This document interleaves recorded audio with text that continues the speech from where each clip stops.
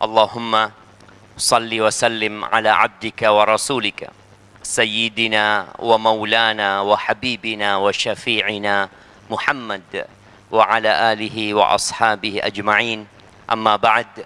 Ya Allah, semoga salawat dan salam, berkah dan nikmat senantiasa Engkau curahkan untuk hamba kekasih-Mu, untuk baginda Nabi kita Muhammad alaihi salatu wassalam, untuk keluarga beliau, untuk istri-istri beliau, untuk putra-putri beliau, dan untuk seluruh sahabat Nabi. Semoga Allah meridhai kita bersama mereka. Amma ba'd. Ahibati fillah. Manusia kalau kita lihat sibuk membangun tempat-tempat usaha, membangun kafe. Anda lihat sekarang ini salah satu bisnis yang menjamur itu membuat kafe. Dan kafenya modelnya juga sudah berbeda dengan kafe masa lalu. Banyak kafe itu nggak ada musik lagi udah. Karena ingin memberikan ketenangan, ketentraman dan kedamaian kepada orang yang duduk di kafe itu. Walaupun dia duduk minum kopi ya atau apa ya bersama 2 orang, 3 orang, di beberapa tempat itu sudah ingin memberikan ketenangan. Karena hiruk pikuk dunia membuat banyak orang lelah. Dan wallah dunia ini melelahkan. Bagaimana tidak Nabi kita alaihi salatu wasallam mengatakan ad-dunya sijnul mu'min wa jannatul kafir. Dunia ini penjara buat orang-orang beriman dan surga buat orang-orang kafir.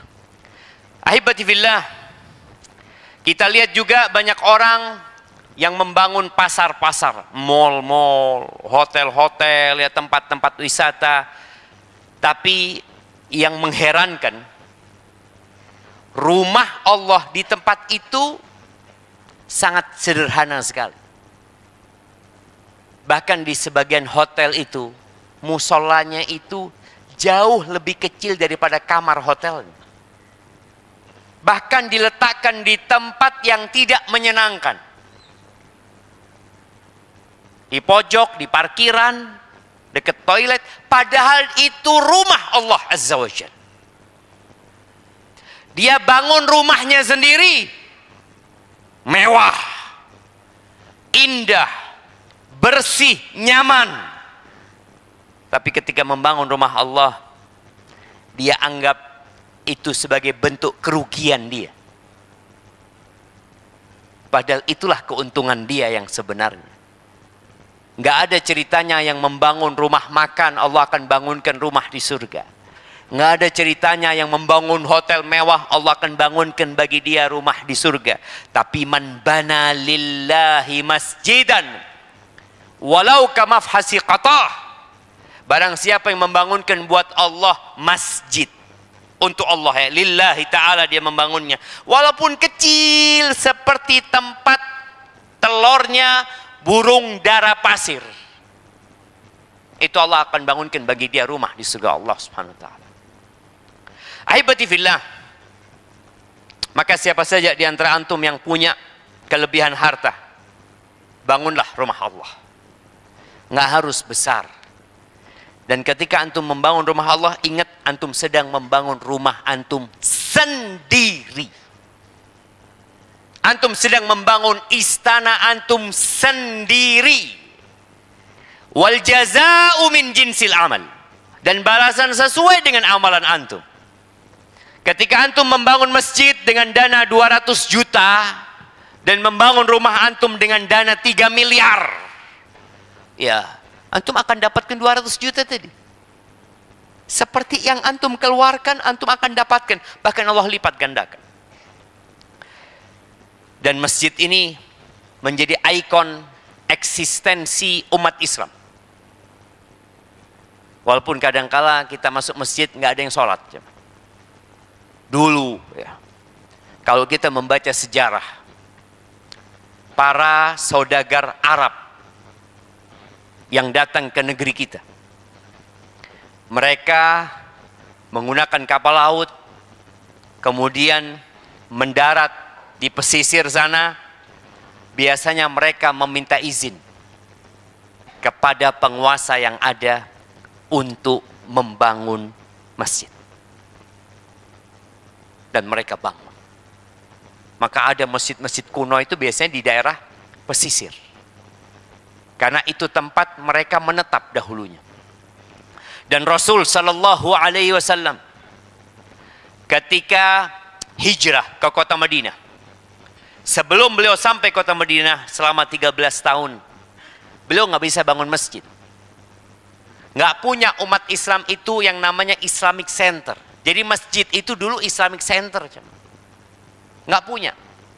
Karena di Mekah Masjidil Haram dikuasain oleh orang-orang musyrikin. Ka'bah di situ ada 360 berhala. Bayangin ya. Ka'bah yang kita lihat sekarang dulu ada 360 berhala di sana. Orang-orang tawaf itu yang mengelilingi berhala-berhala itu juga. Dan umat Islam kalau ketemu kumpul-kumpul di Masjidil Haram, maka mereka akan ditindas, diganggu dan disakiti. Akhirnya Rasul Sallallahu Alaihi Wasallam memilih salah satu rumah untuk berkumpul. Karena nggak bisa kumpul di masjid, maka beliau memilih rumahnya Al-Arqam ibn Abil Arqam. Pertanyaannya, kenapa beliau memilih rumahnya Al-Arqam ibn Abil Arqam? Kenapa tidak memilih rumahnya Abu Bakar? Kenapa tidak memilih rumahnya Hamzah? Kenapa tidak memilih rumahnya ya Utsman bin Affan? Ada hadiahnya Ustaz. Jamaah rahimakumullah, tadi ana ada satu pertanyaan, ada hadiahnya. Ya, fadhal. Oke. Karena tokoh Quraisy yang disegani. Masya Allah, ini jawabannya betul, tapi untuk pertanyaan yang salah. Nah, ya kenapa kok milih rumahnya Al-Arqam ibn Abil Arqam? Kenapa dijadikan pusat? Nah,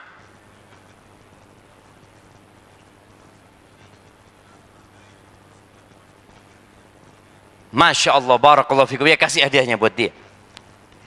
Sebenarnya tidak terpencil ya.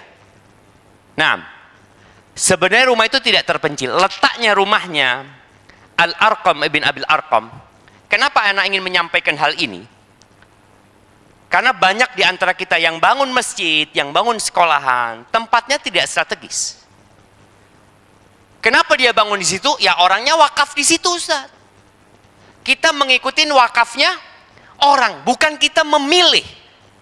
Ana mau bangun masjid di situ. Kenapa kok milih di situ? Karena ini tempat jalannya orang.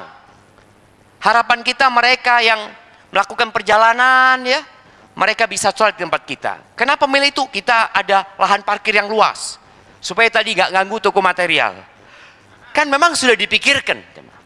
Rumahnya Al-Arqam ibn Abil Arqam, Al-Arqam ibn Abil Arqam ini adalah dari Bani Makhzum. Bani Makhzum itu qabilahnya Abu Jahal. Jadi dia itu qabilah yang paling benci sama Banu Hashim. Paling benci dengan Nabi Muhammad SAW. Orang nggak mungkin mikir akan milih tempat kumpul di tempatnya musuhnya. Yang kedua, rumahnya Al-Arqam ini punya 2 pintu. Jadi jadi dalam bahasa Arab itu ada yang namanya dar, ada manzil, ada bait. Nah ini anak-anak pondok ini pelajari nanti. Perbedaan dar. Dar itu biasanya komplek. Ada beberapa rumah di situ. Dan kalau kita lihat dulu, nenek-nenek moyang kita itu kalau bikin rumah itu kayak perkampungan. Sepupunya di situ, pamannya di sana, kumpul jadi satu. Nah, Darul Arqam ibn Abil Arqam ini punya 2 pintu. Kenapa penting 2 pintu itu? Supaya orang masuk nggak kelihatan dia keluar dari sana. Masuk keluar dari pintu lain. Dan posisinya berada di Jabal Sofa. Antum tahu tempat orang yang namanya sa'i itu, Sofa Marwah, di situ letaknya. Dan di situ tempatnya keramaian. Kalau tempatnya terpencil akan ketahuan, dilihat, loh ngapain ya mereka ke sana? Tapi karena tempatnya ramai, jadi orang ya biasa ke sana. Masuk ke rumah itu nggak keluar lagi kan? Aman. Itu penyebab dipilihnya Darul Arqam ibn Abil Arqam. Kemudian Al-Arqam juga masih anak muda, jadi bukan tokoh dia. Bukan, dia masih muda sehingga tidak dicurigai. Maka tolong siapa saja yang ingin bangun rumah Allah Azza wa Jal, pilihlah tempat yang strategis. Antum lihat orang-orang Nasara umpamanya, mereka bangun gereja itu di tempat strategis. Jadi mereka nggak nunggu wakaf, tapi mereka punya strategi bangun di sana. Bagaimana semua orang yang keluar masuk kota kelihatan eksistensi mereka? Iya. Kemudian kuburan-kuburan juga mereka bikin tempatnya strategis, supaya wujud mereka dikenali oleh masyarakat. Maka kita umat Islam tolong kalau bangun masjid yang strategis. Di pinggir jalan, mahal Ustaz tanahnya. Tadi disebutkan, kalau antum sumbang 200 juta, atau antum sumbang 200 miliar untuk bangun rumah Allah, ketahuilah full 200 miliar itu antum akan dapatkan. Full, nggak ada yang berkurang. Bahkan Allah lipat gandakan jadi 10 kali lipat. Jadi kita kalau berdagang sama Allah itu enak jamaah. 1 dikasih 10, 1 dikasih 700. Kita pilih rumah kita strategis, nyaman. Rumah Allah kita letakkan di tempat-tempat yang kadang-kadang nggak ada penduduknya. Kenapa? Ustaz, murah tanahnya. Cari yang mahal tanahnya. Aibati fillah, kenapa seperti itu? Ya karena itu rumah Allah yang akan menjadi istana kita di surga. Dan Nabi kita Muhammad alaihissalam ketika hijrah sampai ke Kuba, yang pertama beliau bangun adalah Masjid Quba. Bagaimana dengan rumah beliau? Belum punya rumah beliau. Beliau numpang di rumahnya beberapa sahabat yang ada di situ. Selesai membangun Masjid Quba, masjid pertama yang dibangun oleh Rasul sallallahu alaihi wasallam, beliau melanjutkan perjalanan ke dalam kota Madinah. Kemudian beliau menyuruh ontanya tidak ditarik-tarik sama sahabat. Lalu onta itu diam di satu tempat. Kemudian berdiri lagi, kemudian duduk lagi di sana. Beliau alaihissalatu wassalam mengatakan, insyaallah hahunal masjid. Di tempat ini insyaallah kita bangun masjid. Para sahabat menawarkan gratis kepada Nabi SAW. Artinya Nabi nggak usah beli tanahnya, wakaf dari mereka. Apa kata Nabi SAW? Saminuni. Berapa harganya? Enggak, kita minta harganya sama Allah. Kata Nabi SAW. Berapa harga? Beliau mau beli. Kenapa? Ini kesempatan emas. Sampai hari ini orang yang sholat di Masjid Nabawi, sholat di wakafnya Nabi Muhammad sallallahu alaihi wasallam. Bayangkan kalau yang wakaf itu orang-orang Ansor, pahalanya buat siapa? Yang wakaf itu. Maka ketika antum ada kesempatan untuk wakaf, jangan dikasihkan ke orang lain. Antum dulu yang mulai. Karena kita kadang-kadang akan cari donasi. Tidak apa-apa cari donasi untuk bangun masjid. Tapi antum punya duit, kesempatan. Ana dulu yang mulai. Ana beli 2 meter. Ana beli 3 meter. Ana beli 10 meter. Dan semuanya antum akan dapatkan kelak pada hari kiamat. Jamaah rahimakumullah. Allah Azza wa Jalla di surat Jin ayat 18 mengatakan wa annal masajida lillah fala tad'u ma'allahi ahada. Sesungguhnya masjid-masjid itu milik Allah. Ketika antum mewakafkan masjid, itu jadi milik Allah. Ya kita lihat sekarang pengelolanya banyak. Ada ormas ini, yayasan ini, yayasan itu. Tapi ingat masjid itu lillah. Maka nggak boleh orang dilarang sholat di masjid itu. Boleh nggak orang tidur di masjid? Di sini nggak ada tulisannya. Santri yang mau tanya, boleh tidur di masjid? Boleh apa nggak? Nggak diusir? Nggak dibangunin? Dibangunin? Dibangunin enggak? Nah, anu tanya santri, dibangunin nggak kalau tidur di masjid? Enggak, dibiarkan tidur gitu. Subuh sampai zuhur tidur di masjid. Jadi ingat, masjid itu milik Allah. Jadi antum mau sholat di masjid siapapun boleh. Karena masjid itu bukan milik siapa-siapa. Kadang-kadang sebagian orang itu melihat, ini masjid ini logonya punya siapa? Oh, punya Muhammadiyah. Enggak, anak enggak sholat. Melihat, oh punya NU, enggak sholat. Ingat, semua masjid milik Allah. Ormas-ormas itu hanya wadah. Tapi masjid itu lillah. Jangan pernah kita berdoa memohon kepada selain Allah di masjid-masjid itu. Dan masjid itu rumahnya orang yang bertakwa. Jadi kalau kita berpikir anak punya rumah yang sertifikatnya anak milikin, ternyata semua masjid itu miliknya orang yang bertakwa. Di hadis Abu Darda radhiyallahu taala anhu, qala sami'tu Rasulullah sallallahu alaihi wasallam yaqul al-masjidu baitu kulli taqi. Kata Abu Darda radhiyallahu anhu, aku mendengar Rasulullah sallallahu alaihi wasallam bersabda, masjid itu rumah setiap orang bertakwa. Oleh karena itu,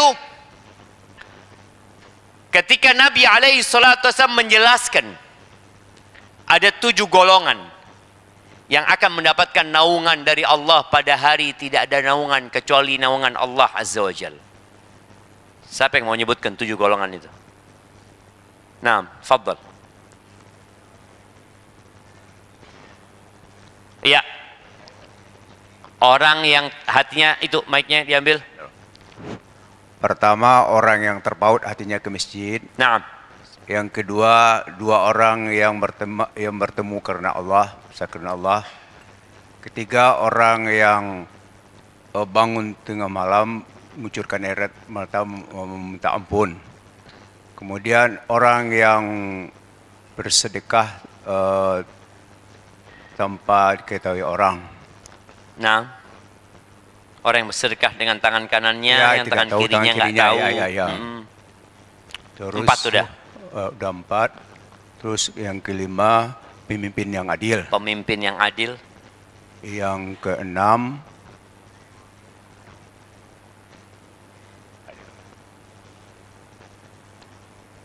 nah, yang keenam, orang yang menolak untuk berbuat maksiat diajak oleh seorang perempuan.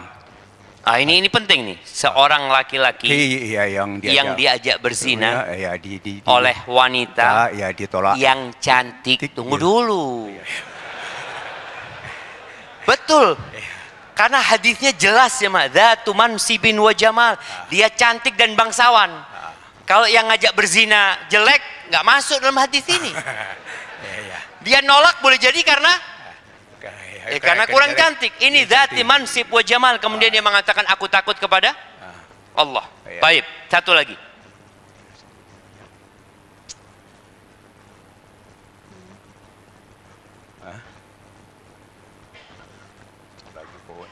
Anak muda.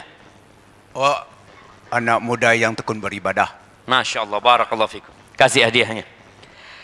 Itu jamaah, anak muda yang tumbuh besar, tumbuh kembangnya itu dalam ketaatan kepada Allah Azza wa Jalla.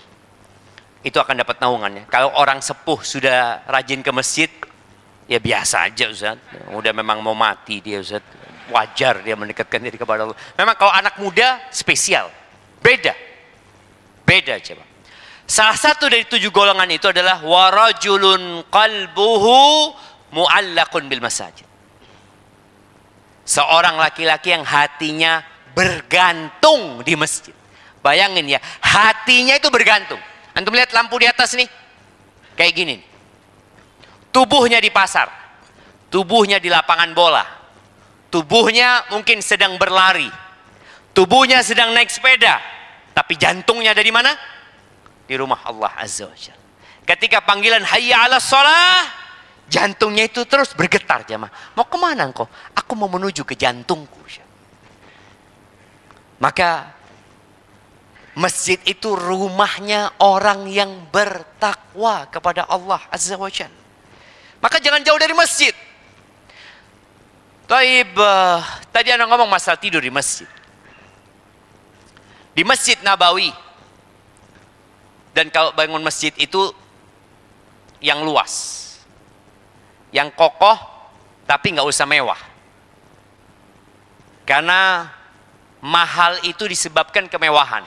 Nah, masjid model kayak gini nih cocok. Yang bangunannya ya sudah, kalau ini kan tingkat. Tahu tanahnya luas, Masjid Nabawi subhanallah ya. Luasnya kira-kira di tahun ke-7 Hijriah itu jadinya 2.500 meter persegi. Luas jemaah. Masjid itu. Tapi cuma kotak aja. Lah ada menara, wala ada kubah. Dan yang dikasih atap itu hanya bagian depan dan belakang. Bagian tengah kosong. Kalau kena hujan, yang kena hujan di sana. Dan dibangun Masjid Nabawi itu 1 bulan. Di bagian belakang dikhususkan tempat untuk tidur. Buat sahabat-sahabat yang nggak punya rumah.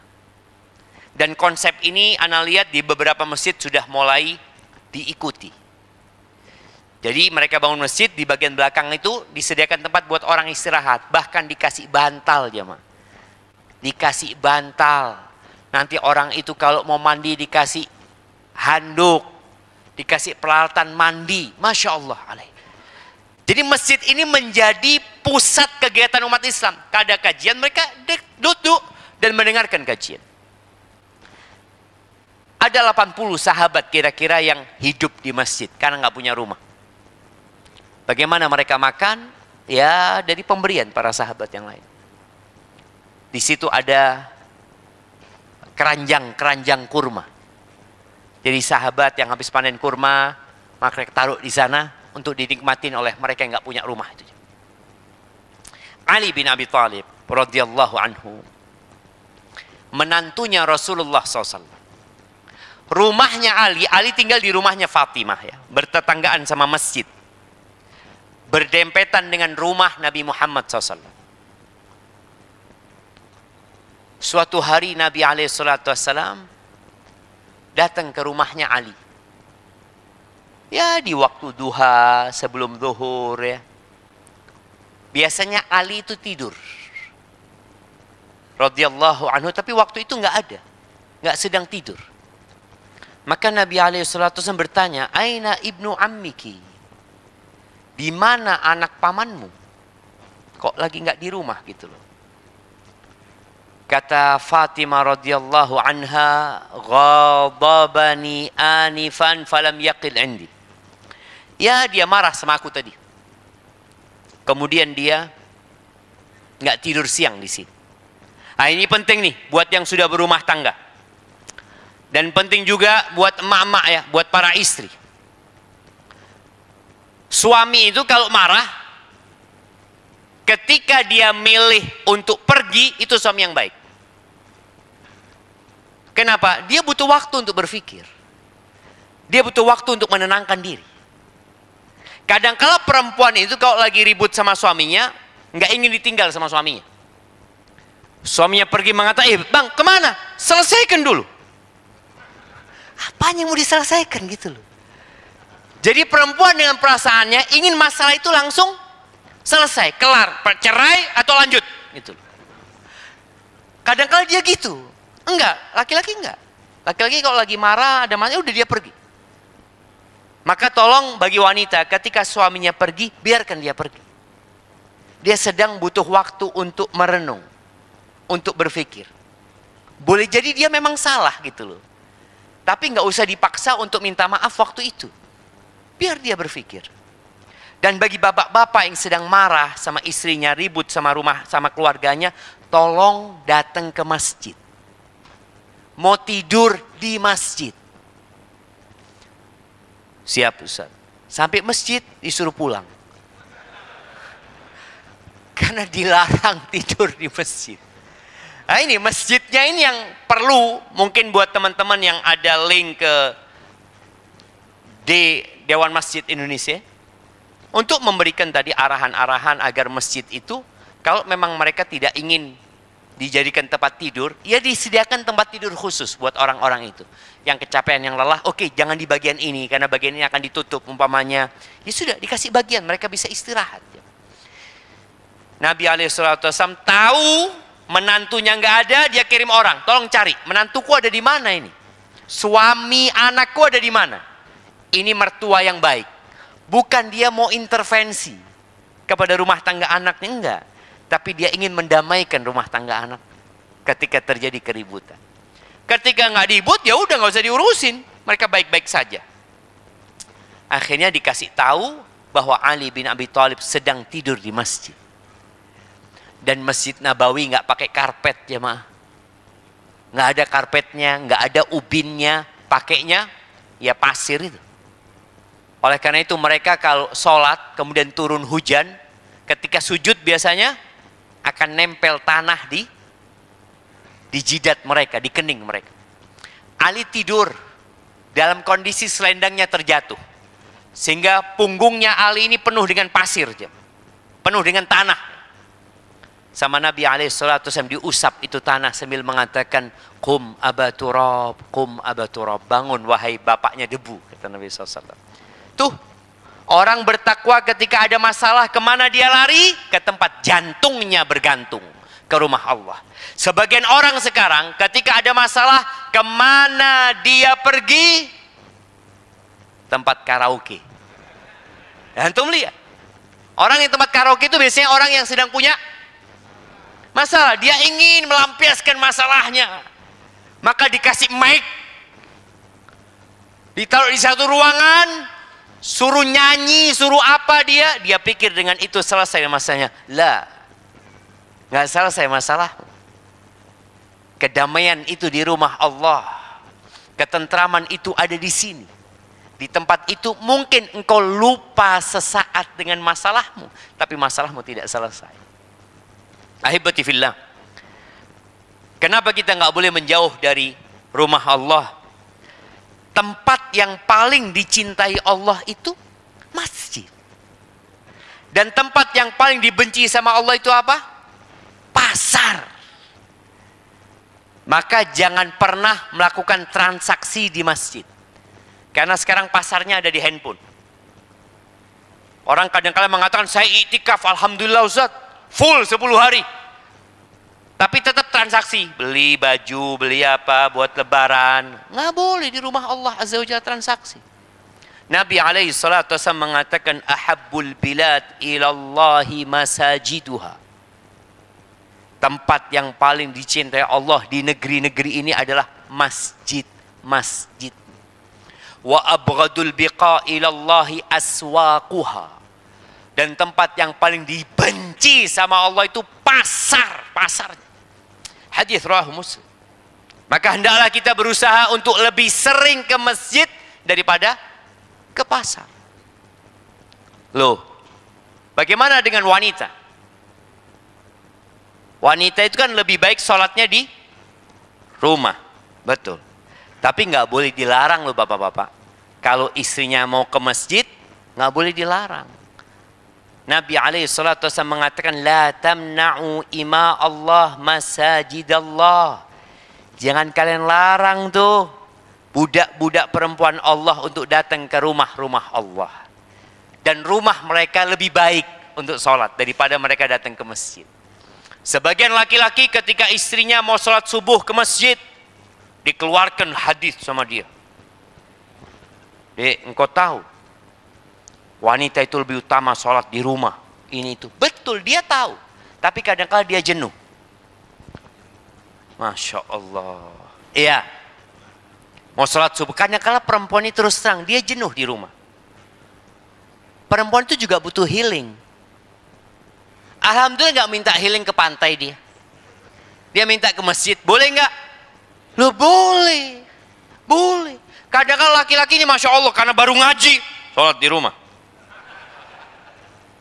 Ya, akhirnya dia sholat subuh di rumah. Jam 6 dia ngomong, bang mau ke pasar bang.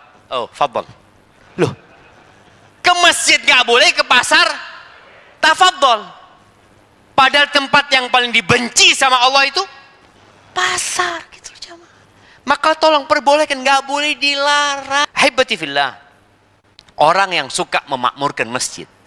Jadi kalau bicara memakmurkan masjid itu dengan semua kegiatan ya. Dengan sholat berjamaah, kemudian dengan kajian-kajian seperti ini, kemudian ada lagi mungkin acara-acara atau program-program tahsin ya, memperbaiki bacaan. Karena menurut MUI dan Depak itu lebih 60% warga muslim Indonesia itu belum bisa baca Quran.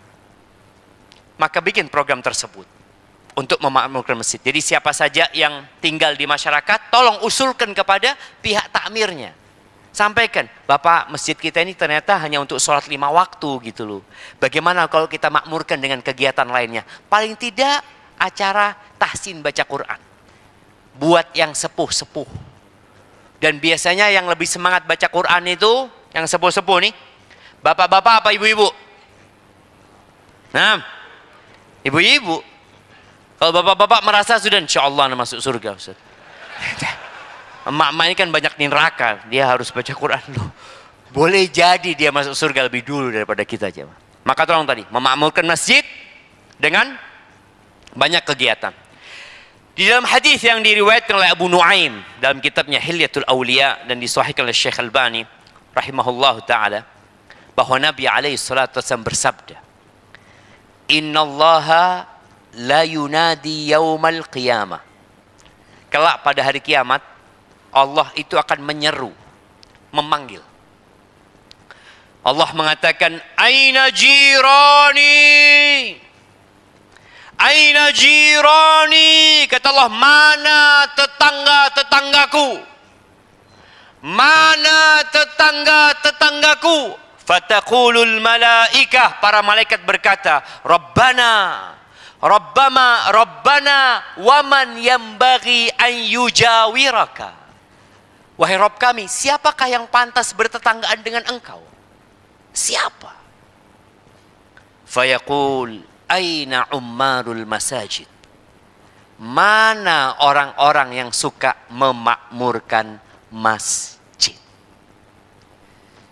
Jadi ketika antum nggak menjauh dari rumah Allah, antum mendekat ke rumah Allah, antum memakmurkan rumah Allah, maka insya Allah antum akan jadi tetangga Allah kelak pada hari kiamat.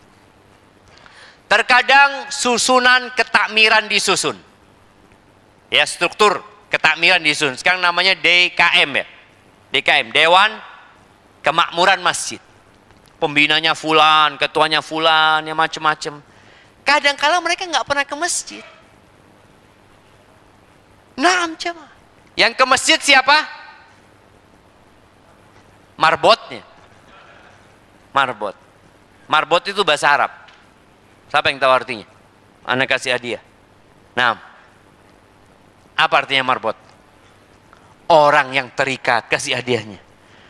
Marbot itu dari asal bahasa Arab namanya marbut, Pak. Diikat dia jemaah. Ya nggak pakai tali diikatnya. Tapi dia diikat untuk memakmurkan rumah Allah. Maka bagi siapa saja yang kerja di masjid, tolong hatinya dijaga.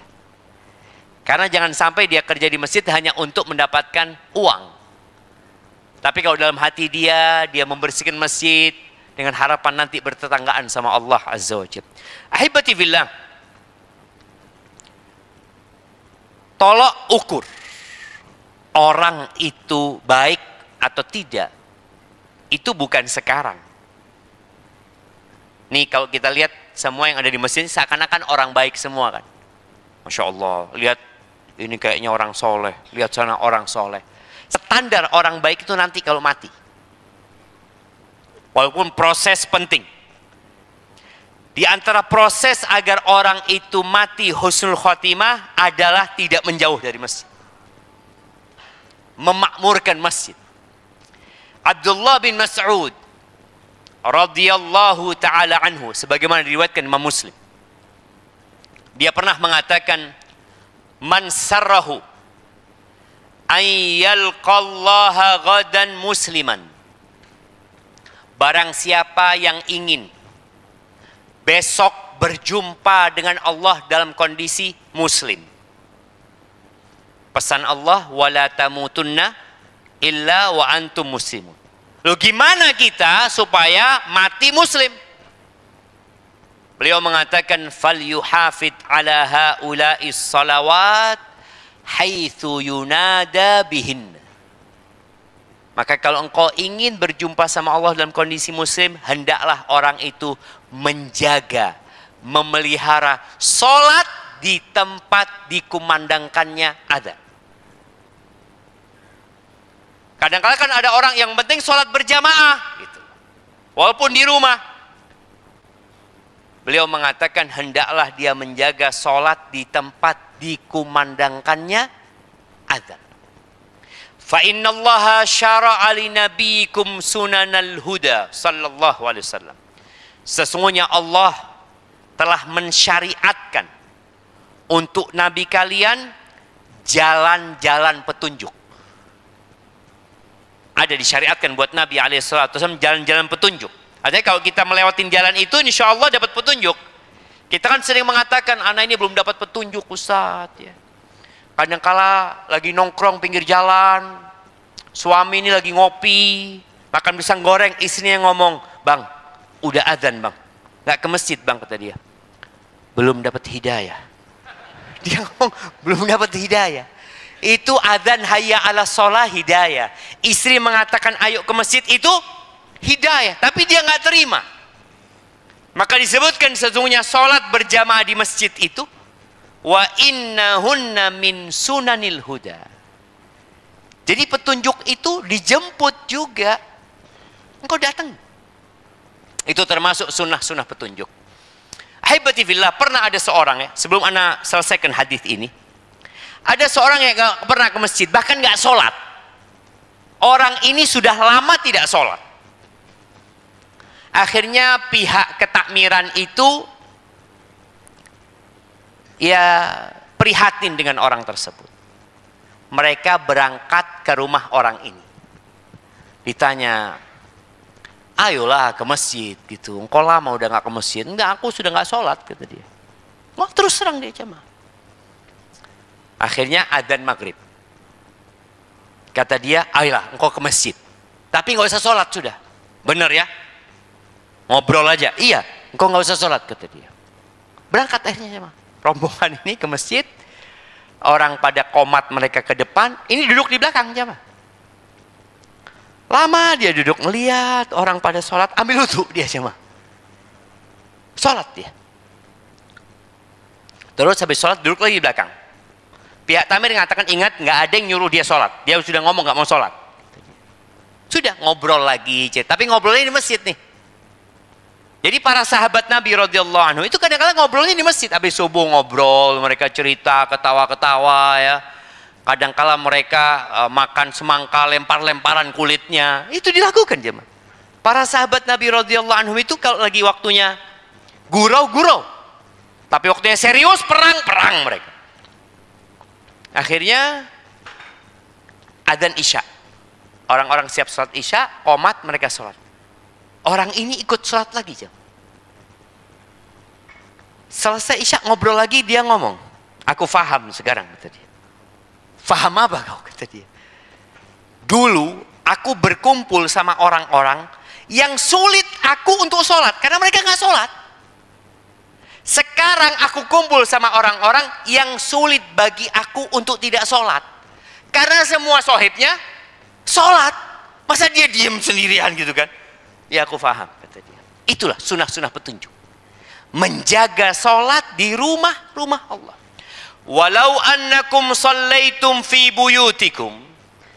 Kalau kalian sholatnya di rumah-rumah kalian, kama yusalli hadzal mutakhallif fi baitihi, sebagaimana sholatnya orang munafik ini di rumahnya.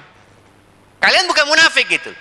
Ibnu Mas'ud ini memberikan penjelasan kepada orang-orang yang insya Allah nggak munafik. Tapi dia mencontoh orang-orang munafik. Orang munafik itu sulit ke masjid. Allah Azza wa Jalla mengatakan, innal munafiqina yukhadi'una Allah wa huwa khadi'uhum. Wa idza qamu ila salati qamu kusala. Mereka kalau bangkit untuk mendirikan sholat, mereka malas. Berat bagi mereka. Akhirnya ke masjid, iya tetap ke masjid. Yura'unan nas. Riak tapi. Ke masjidnya riak. Wala yadhkurunallaha illa qalila, dan mereka tidak mengingat Allah kecuali sedikit. Salat yang jadi imam Nabi Muhammad SAW, mereka jadi makmum, tapi mereka dari awal sudah berat. Oleh karena itu Nabi SAW kadang-kala kalau waktu salat subuh, beliau tanya, di absen sama Nabi SAW, asyahidun fulan, fulan ada enggak? Enggak ada. Asyahidun fulan, fulan ada enggak? Enggak ada. Maka beliau alaihissalatu wassalam mengatakan, athqalus salati alal munafiqin. Salat yang paling berat buat orang munafik, salat isya dan salat subuh. Pertanyaannya, kenapa? Siapa yang mau jawab? Nih, santri-santri. Nah, kasih mic-nya. Mana mic-nya?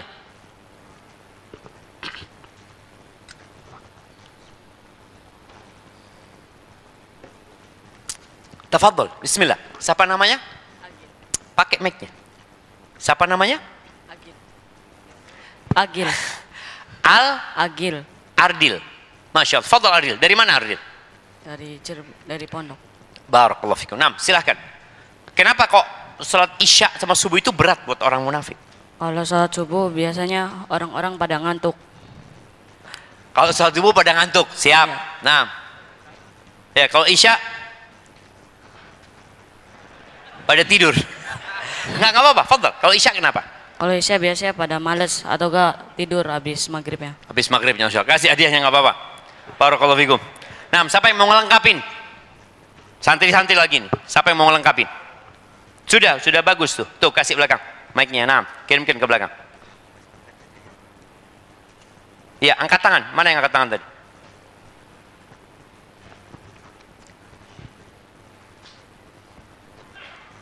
Kalau sholat subuh biasanya kebanyakan manusia masih pada tidur. Sedangkan sholat isya biasanya kebanyakan manusia habis kerja itu. Harus Habis kerja. habis kerja. Iya, kebanyakan. Mirip sih jawabannya. Kurang lengkap. Kasihkan belakangnya itu. Belakangnya ada yang mau jawab. Ada yang mau jawab tadi? Siapa? Oke, kasihkan ke santri juga ini. Bukan Ustaz. Oh, santri lama. Nggak apa-apa, nah. Tafadhal. Karena nggak kelihatan sama orang lain, Pak. Karena nggak kelihatan sama orang lain. Jazakallah khair. Syukran. Oh, iya, kok. Iya, dapat hadiah lagi. Mana tuh nggak dapat hadiah? Karena gelap dulu jamaah. Gelap. Selain tadi ngantuk, capek, juga nggak kelihatan sama orang lain. Kalau zuhur, oh berangkat ke masjid dia. Assalamualaikum. Assalamualaikum. Kelihatan sama orang. Asar masih kelihatan, maghrib masih kelihatan, masuk isya. Apalagi zaman dulu belum ada listrik ya. Siapa yang lihat orang kalau isya keluar? Anak pernah ke satu daerah yang tidak ada listrik jamaah. Itu subuh ke masjid, kaki ana nggak kelihatan. Kaki ana nggak, ana mau injek apa ini ya? Gelap kulita. Sedangkan orang munafik sholat untuk dilihat. Karena nggak ada yang lihat dia males dia. Maka nggak hadir dia. Selain dia ngantuk juga. Maka di sini kata Abdullah bin Mas'ud, kalau kalian sholatnya di rumah kalian ya, kan ada orang yang mengatakan, iya kan sah sholat di rumah gitu loh ya, tetap dapat pahala. Oh iya betul gitu. Tapi kata Ibnu Mas'ud, kalau kalian sholatnya di rumah kalian, sebagaimana sholatnya orang-orang munafik ini, beliau mengatakan, la taraktum sunnata nabiyukum. Kalian meninggalkan sunnah Nabi kalian. Nabi ngasih contoh sholat di masjid. Para sahabat juga melaksanakan sholat di masjid. Kalau kalian milih sholat di rumah, kalian meninggalkan sunnah Nabi kalian. Walau taraktum sunnata nabiikum la dhalaltum. Kalau kalian meninggalkan sunnah Nabi kalian, kalian akan tersesat nantinya. Tersesat kan, rumahnya Allah ditinggal. Kalian berangkat ke tempat-tempat yang tidak disunnahkan. Ada kan ada orang kadang-kala mengatakan, ini kan tempat nggak haram. Iya, tempat itu nggak haram engkau untuk rekreasi ke sana. Tapi rumah Allah yang sunnah ke sana, kok nggak ke situ? Dengan dalih, kan ada khilaf di antara para ulama. Ada yang mengatakan wajib, ada yang mengatakan fardu kifayah, macam-macam. Kita bicara petunjuk. Maka kalau kalian meninggalkan sunnah Nabi kalian, maka kalian akan tersesat. Wa ma min rajulin yatatahharu fayuhsinut tuhur. Tidaklah seorang yang bersuci dari rumahnya, memperindah sucinya atau wuduknya dia, wa ya'madu ila masjidin min hadhil masajid, kemudian dia niat sengaja bermaksud menuju ke masjid-masjid yang ada, illa kataballahu lahu bikulli khutwatin yakhtuha hasanah. Maka Allah akan tulis dengan setiap langkah kakinya, satu langkah ditulis satu kebaikan. Wa rafa'ahu biha darajah, satu derajat diangkat dengan tiap langkah. Kalau 10 langkah 10 derajat diangkat, 10 langkah 10 pahala diberikan buat dia. Wa hatta anhu biha sayyi'ah, dosanya akan dihapuskan dengan setiap langkah itu. Jadi satu langkah itu dapat 3 fadilah. Ditulis satu kebaikan, diangkat 1 derajat, dihapuskan 1 dosa. Walaqad ra'aituna, Abdullah bin Mas'ud cerita di masa kenabian, ketika beliau hidup bersama Nabi alaihi salatu wasallam di Masjid Nabawi. Walaqad ra'aituna wa ma yatakhallafu anha illa munafiq ma'lumun nifaquh. Di masa Nabi sallallahu alaihi wasallam itu enggak ada orang yang enggak ke masjid kecuali orang munafik. Kalau sekarang kan enggak, mungkin orang enggak, aku enggak munafik, aku beriman, tapi kenapa enggak ke masjid? Loh, kan ada khilaf. Akhirnya dia kehilangan fadilah, kehilangan petunjuk gara-gara ada khilaf. Keluarlah dari khilaf itu. Ada yang mengatakan wajib, ada yang mengatakan sunnah. Keluarlah dari khilaf itu menuju kepada petunjuk. Kata Ibnu Mas'ud, nggak ada yang nggak ke masjid kecuali munafik pada waktu itu. Ma'lumun nifaquhu, yang sudah diketahui kemunafikannya. Terus beliau mengatakan, walaqad kana ar-rajulu yu'ta bihi yuhadi bainar rajulain hatta yuqama fis shaf. Dulu tuh ada orang sudah nggak bisa ke masjid. Mungkin dia sakit, mungkin dia lumpuh, mungkin dia stroke. Itu dipapah jamaah, dibawa ke masjid, diberdirikan di shaf. Tapi sekarang banyak orang yang sudah tidak peduli lagi dengan masjid. Maka ahibati fillah, makmurkan masjid dengan mengajak orang lain ke masjid. Makmurkan masjid dengan antum tidak keluar dari masjid. Sekali-kalilah, iktikaf itu bukan hanya di Ramadan. Kita hanya berpikir, udah nggak ada lagi iktikaf. Boleh iktikaf, niat berdiam di masjid. Ana nanti ngomong sama istrinya, Afwan, ana habis asar nggak pulang. Sampai kapan? Ya mungkin subuh ana pulang. Kemana kau bang? Punya pos baru memangnya? Punya rumah aku. Aku baru punya rumah. Rumah yang sering aku lupakan. Di mana? Rumah Allah Azza wa Jalla. Wallahi jamaah. Sekali-kali antum itikaf. Datang. Kadangkala kita ini jenuh dengan kehidupan. Udah datang ke masjid. Pulang besok pagi. Apalagi malam Ahad, besok libur seperti itu. Kan udah hampir nggak ngelihat kita ada orang itikaf kecuali di bulan Ramadan. Dia pikir itu hanya untuk bulan Ramadan. Oh enggak. Boleh kita itikaf di masjid kapan saja. Walaupun nggak panjang waktunya. Ana mau itikaf dari asar sampai isya baru pulang ya. Atau dari subuh ana baru pulang. Nantilah jam 9 ana baru mau pulang ya. Ana mau baca Quran 2-3 juz lah baru ana pulang ya. Barakallahu fiik, itu yang dapat ana sampaikan.